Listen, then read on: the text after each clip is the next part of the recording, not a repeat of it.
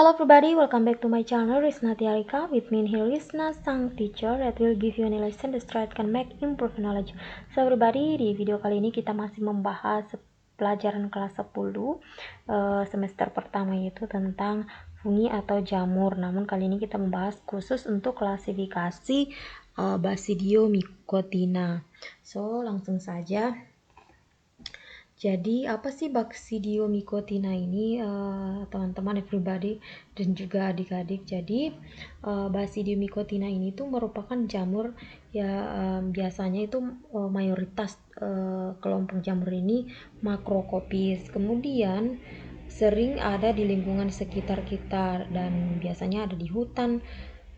Ciri utama dari jamur ini tuh hifanya septa seperti itu, dan sebagian besar jamur ini merupakan jenis jamur yang bisa dikonsumsi atau jamur pangan.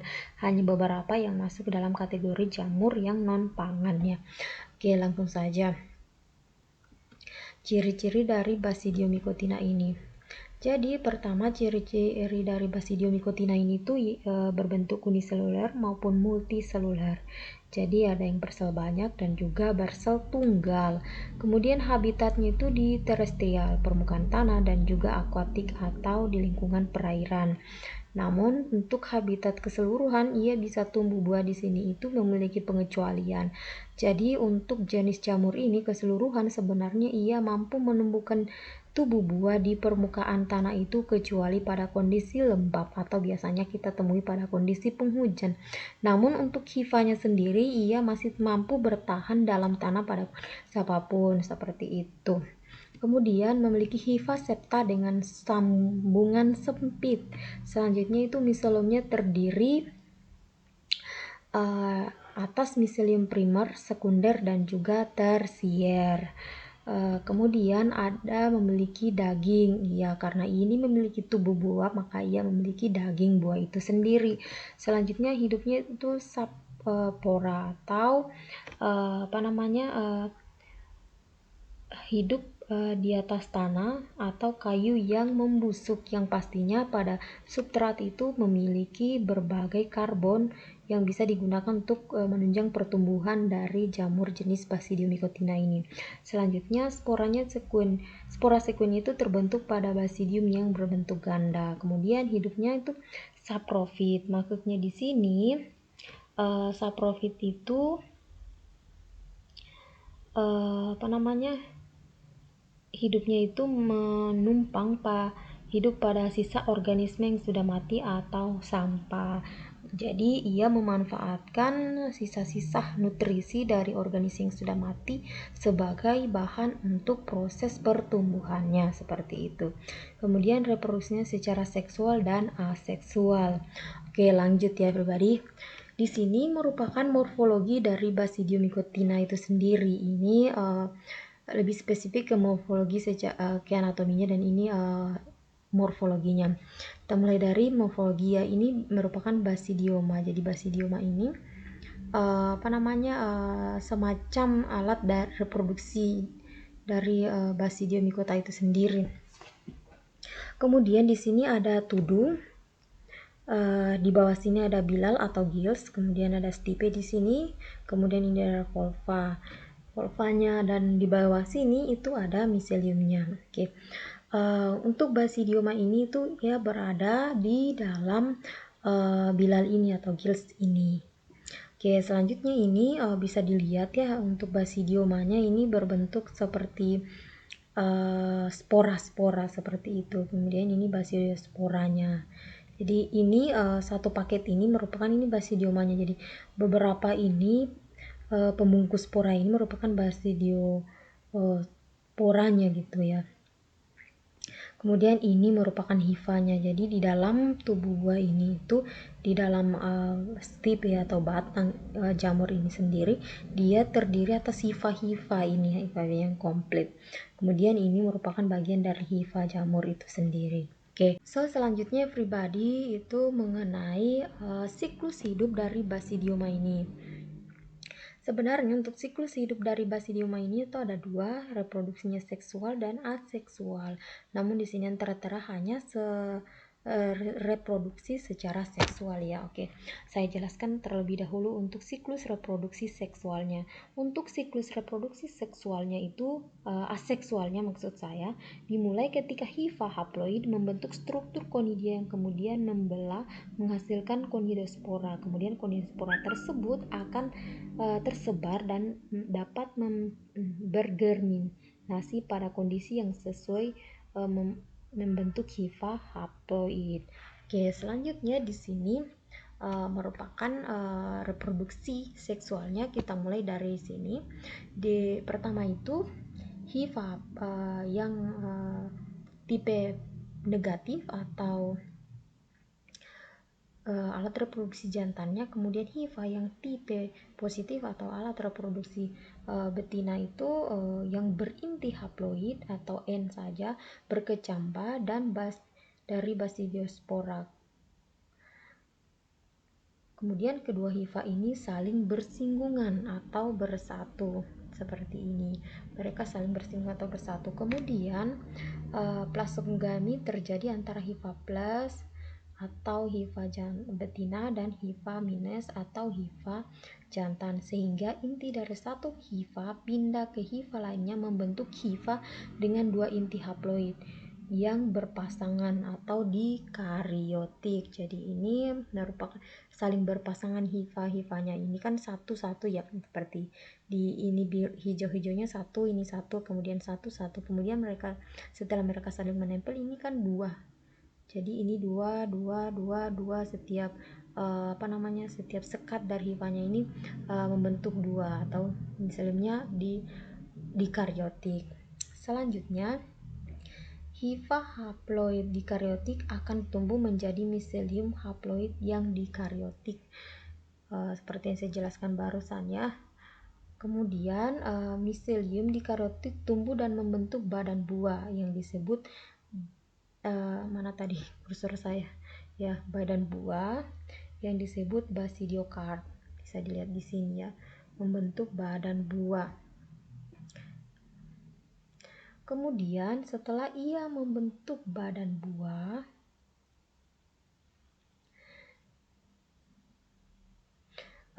selanjutnya hifanya ini mengalami, hifa yang diploid ini mengalami karyogami sehingga intinya itu menjadi diploid ya. Selanjutnya mengalami pembelahan secara meiosis. Sini bisa dilihat pembelahan secara meiosisnya. Kemudian terjadilah basidiumnya itu berinti 4. Selanjutnya setelah berinti 4 ini, kemudian basidium di ujungnya itu akan keluar menjadi 4 seperti ini. Bisa dilihat ya, ini akan keluar menjadi 4. Selanjutnya satu haploid ini pada basidium kemudian masuk ke dalam salah satu sterigma dan berkembang menjadi basidioskarp seperti itu. Dan ini kembali lagi pada jalur semula. Jadi bisa dilihat ya, yang ke-8 ini memiliki lagi hifa yang haploid seperti itu. Oke. Kemudian kembali lagi ke jalur semula seperti ini. Kalaupun hanya sampai pertumbuhan buah, siklus hidupnya hanya sampai sini, tapi pertumbuhan buah ini kemudian mengalami siklus lagi selanjutnya seperti ini everybody. So selanjutnya kita ke sini. Jadi ini merupakan sekedar overview saja mengenai siklus hidup dari jamur ini atau Basidium micota ini. Bisa dilihat ya di sini struktur hifanya itu di dalam tanah mereka saling berkaitan atau berinteraksi ya satu sama lain seperti ini. Jadi hifa dalam tanah ini mereka akan menjalar ke berbagai tanah, dan ketika di tanah itu mereka menemukan tempat tumbuh yang cocok, kondisi yang baik untuk pertumbuhan mereka yang sesuai, maka mereka akan tumbuh akan membentuk tubuh buah seperti ini. Dan tubuh buah itu hanya memiliki syarat tertentu saja untuk tumbuh, yaitu pada kondisi lembab dan basah seperti itu, dan juga jika mendapat cukup nutrisi untuk pertumbuhannya ini sendiri. Oke, saya rasa seperti itu. Kemudian kita lanjut lagi ya. Ini merupakan contoh dari Basidiomycotina. Pertama itu contohnya ada Volvariella volvacea. Bisa dilihat di sini bentuk tubuh buahnya. Jadi ini itu merupakan jenis jamur yang bisa dikonsumsi ya. Jadi jamur ini pada umumnya itu tumbuh pada tumpukan jerami yang melapu. Kemudian pembentukannya seperti payung terdiri atas tudung pileus, di tudungnya terdiri atas pileus, kemudian bila-bila atau lamela, dan membentuk basidium yang menghasilkan basidiospora. Jenis jamur ini itu telah banyak dikonsumsi sebagai makanan ya. Kemudian selanjutnya ada Auricularia polytricha. Ini tuh merupakan jamur kuping ya, yang kita kenal dengan jamur kuping. Ini sangat banyak kita temukan di alam. Biasanya ia menempel pada tumbuhan dan ini teksturnya sangat jeli-jeli gimana gitu, dan juga tipis berwarna merah seperti itu. Jadi jamur kuping ini tuh habitatnya menempel pada kayu-kayu yang lapuk umumnya. Kemudian bentuknya pipih, berkeluk-keluk, berlekuk-lekuk maksud saya, seperti daun telinga. Juga warnanya kadang kecoklatan, kemudian merah juga. Dan jamur ini itu telah dibudidayakan dan dikomersialisasi sebagai bahan makanan. Jadi ini termasuk bahan makanan juga ya. Oke, selanjutnya ada Lentinus edodes. Ini merupakan struktur morfologinya bisa dilihat. Jadi Lentinus edodes ini itu merupakan jamur yang dapat dikonsumsi, juga dapat digunakan sebagai bahan obat. Oke, selanjutnya Pleurotus ini merupakan yang kita kenal sebagai jamur tiram. Ini juga dapat dikonsumsi ya. Jamur ini tuh enak untuk dikonsumsi ya, karena dapat dikonsumsi. Kemudian habitat yang baik pada lingkungan yang mengandung banyak lignin dan selulosa. Jadi jamur ini itu bisa digunakan sebagai bioremediasi untuk lignin dan selulosa. Sel jamur ini itu telah banyak dibudidayakan, biasanya sangat sangat mudah kita temukan jamur jenis ini. Kemudian ada yang berikutnya itu Amanita muscaria. Bisa dilihat di sini bentuknya ini jamur yang sangat cantik ya. Kelihatan di sini warnanya sangat mencolok, berwarna merah dengan tangkainya itu berwarna putih. Jadi jamur Amanita ini tuh menghasilkan racun. Jadi ini jamur yang beracun ya. Kemudian dapat membunuh lalat biasanya dan hidup pada kotoran ternak. Jadi termasuk jamur yang saprofit pada beberapa kotoran ternak.